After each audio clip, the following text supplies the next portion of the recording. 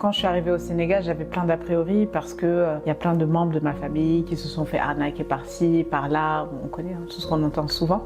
Donc je suis venue, c'est vrai, avec ce petit a priori. Mais j'ai vite compris que c'était pas forcément la vérité et surtout qu'il y avait énormément de potentiel sur place. Moi, c'est ça qui m'a beaucoup frappé. C'est quand j'ai décidé de créer ma propre structure de nettoyage industriel et j'ai vu à quel point les laveurs avaient beaucoup de talent avec peu de moyens. C'est surtout ça qui m'a marqué. Et puis dans le monde professionnel, parce que j'ai été salariée avant d'être entrepreneur, aussi pareil, dans l'écosystème dans lequel j'ai évolué, que ce soit les guides, tous les professionnels du tourisme, en fait, ils faisaient leur travail de manière vraiment exceptionnelle avec peu de moyens. Moi, c'est surtout ça qui m'a marqué. Tout le monde a les yeux rivés sur le continent, je crois, aujourd'hui. Quand on parle d'Afrique, toutes les nationalités y sont. Moi, je me rappelle à l'époque où j'y suis allée, il n'y avait pas forcément de communauté chinoise, ou très très peu en tout cas. Il n'y avait pas de communauté indienne, il n'y avait pas autant d'étrangers. Et aujourd'hui, tout le monde fait du business sur le continent.